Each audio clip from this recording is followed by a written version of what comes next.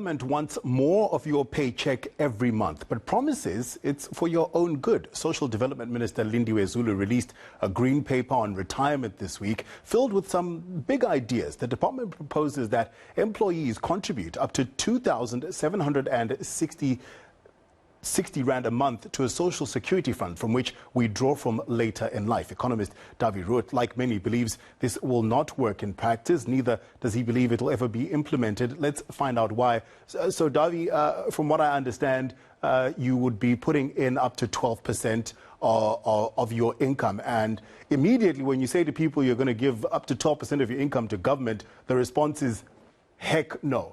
But maybe let's start off with explaining how it would work and why government believes it's necessary. Yes, and I must say, good morning to you. I must say there are some positives to this, some of these suggestions that the minister is making here. But let's just understand what it means. First of all, this is a so-called green paper. It means it's a discussion document. This is not policy yet. There's going to be a lot of water still need to run into the sea before it becomes real policy, before it's legislated into law as well. So this is the beginning of a process. But in essence, I think the idea is to consolidate many of the social security systems that we have in South Africa. And we have quite a lot, like, for example, the child support grant, the old age pension, for example, the unemployment insurance fund and the like, to consolidate all of that into one super fund. And there's nothing wrong with that, because if you do it correctly, then you can save a lot of money. So that, in principle, I do not have any problem with. And using SARS, for example, to assist with the administration of that, all of that is good. Another good point is that we encourage people, or maybe force people to save for retirement, which in principle is also not a bad idea. And many countries in the world actually have something like this. But that is more or less where the good news ends. Because what the minister is proposing here is that we put all our savings together into one big pot, and that there is an increase in taxes, and essentially an increase in taxes, and this money will be used to subsidize other people that are not in a position to provide for their own retirement one day. So in basic terms, that means an increase in taxes. And I can tell you, as an analyst on the fiscal accounts and of the South African economy, increasing taxes further in South Africa is just not going to fly.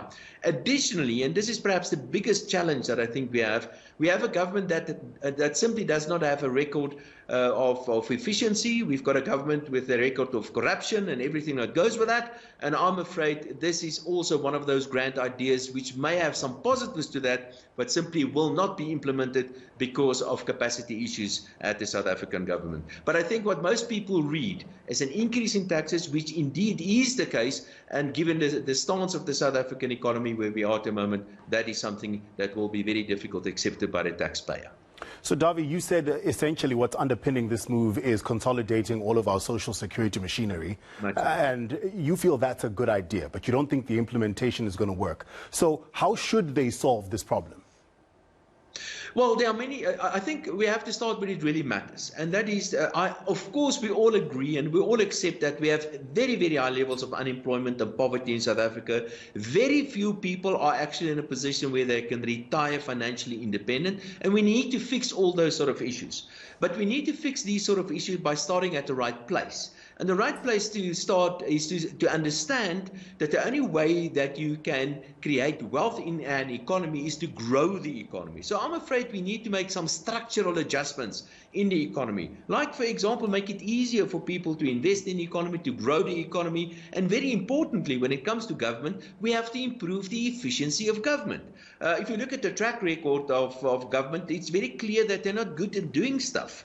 They've messed up Eskom, they've messed up South African Airways, the NEL, all of those, and now they want to get involved in even more things. So my advice really is just to do the stuff that you're currently doing, start doing that well before we start moving into a next level of trying to organize things like, for example, a super social security fund. In principle, nothing really wrong with that, but I'm afraid this government simply does not have the capacity. How do we go about growing the economy, Dawie, so that we start at the beginning, like you're saying? Well, you know, I'm listening. I had a debate with organised labour about these proposals. Organised labour mostly will be against this. And I think organised labour is basically one of those problems, because we've got high levels of unemployment, but at the same time we have minimum wages in South Africa. Now currently there's a special grant, a 350 Rand special grant, and the minimum wage is actually higher than that.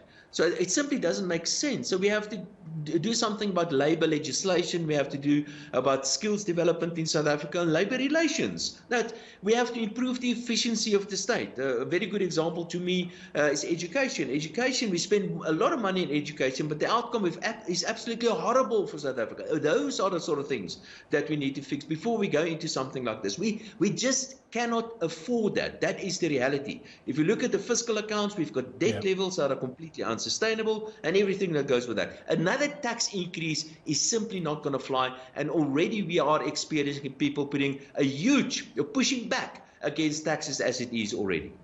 That was Dawie Roodt, Chief Economist of the Efficient Group. Dawie, thanks a lot for joining us.